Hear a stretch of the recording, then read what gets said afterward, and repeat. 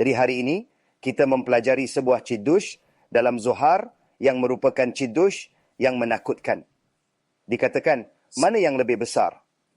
Jika anda bertanya kepada orang biasa, mana yang lebih besar? Melakukan kiruf, membantu orang melakukan teshuvah, atau akaidat itzchak?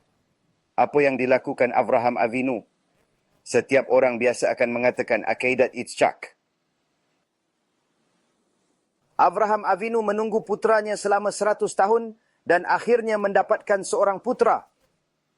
Hashem berkata untuk membunuhnya, untuk menjadikannya sebagai korban. Avraham Avinu, seorang tzaddik, tidak mengajukan pertanyaan apapun, tidak mengeluh tentang cuaca.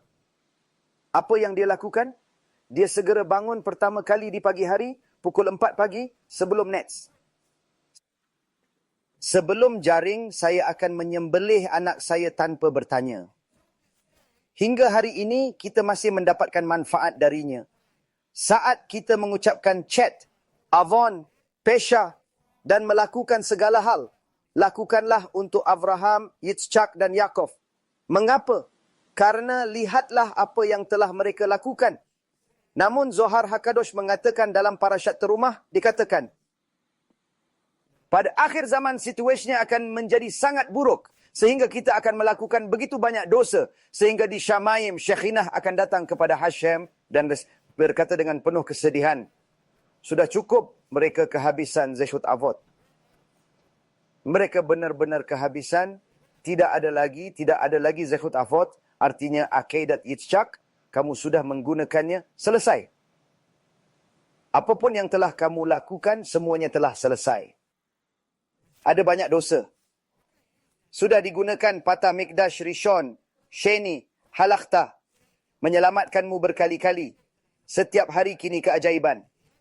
Di akhir zaman akan ada parade gay, reformasi, konservatif, missionaris di dunia. Syekhinah akan berkata, cukup, mereka selesai. Terlalu banyak dosa. Tidak ada Zechut Avot. Artinya apa? Tidak ada Zechut Avot. Hashem berkata, hancurkan dunia. Tapi bagaimana responnya? Zohar mengatakan, ya benar. Mereka kehabisan Zechut Avot. Namun ada satu Zechut abadi seperti bintang-bintang. Aku menciptakan bintang yang tak akan hilang. Ada satu hal seperti bintang. Apa itu? Yaitu orang-orang yang melakukan kiruf. Zechut mereka selamanya.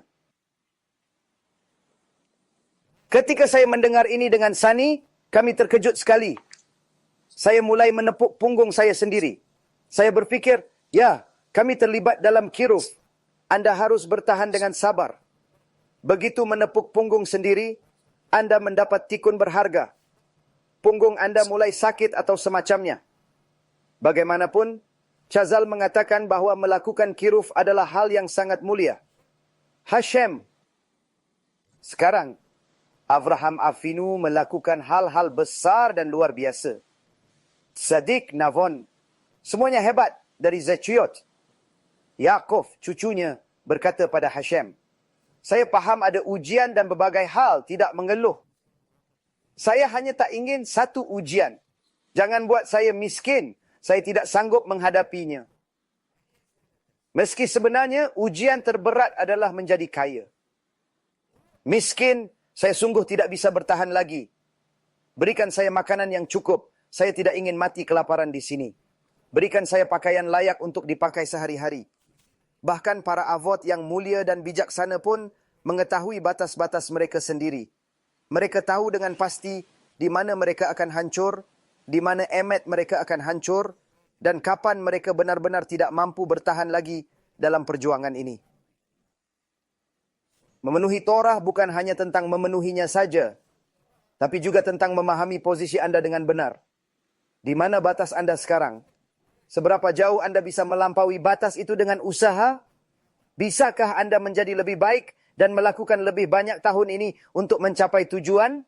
Dan di kehidupan ini seorang penegur, kehidupan seseorang yang memberikan musar kepada orang lain adalah tingkat tertinggi.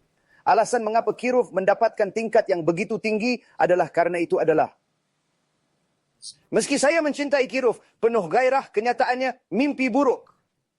Orang berpikir, oh hebat, ceramah Anda menyenangkan. Saya berkata, ya, bicara tentang shalom bait atau membesarkan anak memang menyenangkan. Tapi saat memberitahu orang hidupmu salah, itu tidak menyenangkan karena mereka tak suka mendengarnya. Namun mereka tetap melakukan tersyubah. Hashem ada kisah-kisah yang luar biasa. Saya dapat motsai cak dari seorang wanita yang telah menonton syurim setahun, mengirim surat kepada saya. Dia berkata, saya telah mencari jalan kembali ke Yudaisme bertahun-tahun. Saat pertama kali menonton syurim anda setahun lalu, saya mulai mengikuti. Saya tahu ini tempat yang tepat. Untuk pertama kali dalam 36 tahun, saya menjaga Yom Kippur. Bagi saya, ini adalah akidat Yitzhak. Dia ini sampai sebesiku. Yang terjadi. Dan ada dia mendengar ini setiap lihat. Setiap hari ada orang baru. Saya mematuhi Syabat pertama kali dan Yom Kippur. Hashem, saya tidak aborsi dan punya anak. Kami membantu beberapa orang menghindari aborsi. Beberapa menikah, termasuk murid dengan murid lain. Hashem, banyak berkah. Itulah bagian menyenangkannya. Mencapai tujuan itu sulit.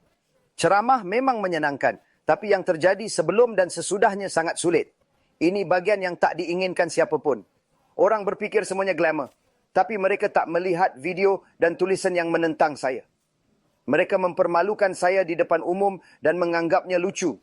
Mereka memperlakukan saya seperti papan dart. Saat bosan, mereka melempar dart ke arah saya. Seseorang adalah murid yang bahagia sangat menyukai saya. Semua ini memang berbeza. Deskripsi yang sebenarnya tidak saya pedulikan. Orang-orang selalu suka memberi penghormatan berlebih. Apapun yang ingin anda sebutkan tidak begitu penting bagi saya. Asalkan jangan menjadi musuh. Saya sungguh tidak peduli. Jangan hubungi saya lagi. Asalkan jangan jadi musuh. Tolong.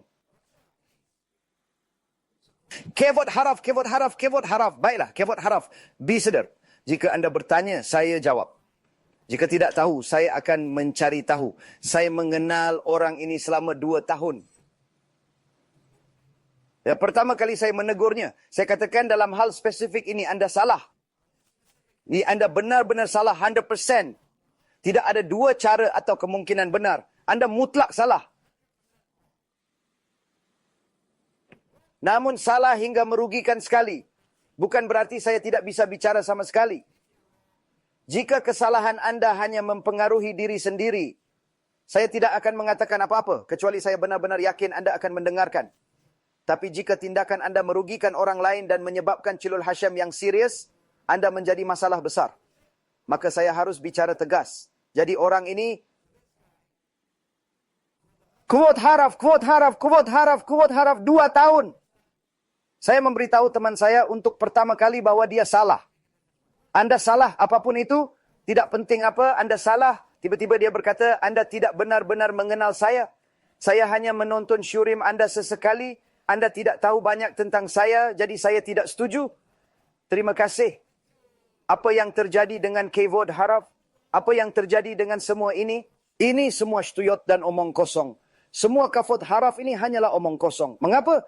Karena tidak ada yang mau mendengar saat mereka salah. Hanya jika anda adalah ish emet, anda harus melakukannya. Itu sebabnya Shlomo HaMelech mengatakan, orang yang tidak suka mendengar kebenaran seperti orang mati. Mengapa? Soneh tocaca nekshaf met. Mengapa nekshaf met? Karena dia tidak akan pernah melakukan teshuvah. Dia tidak suka mendengar bahwa dia salah. Mendengar kesalahan itu menyakitkan, tapi perlu. Kita seharusnya menjadi cahaya bagi bangsa-bangsa, bukan mengikuti praktik sesat mereka. Ingatlah, setiap orang Yahudi harus mengingat identitasnya sebagai Yahudi. Kami tidak merayakan hari raya non-Yahudi meski tampak tidak berbahaya. Itu adalah zilzul, suatu ketidakhormatan kepada Torah dan dapat mengarah pada Chilul Hashem, penodaan nama Hashem. Berpeganglah pada Torah suci kita dan Yomim Tovim kita sendiri. Itulah jalan seorang Yid sejati.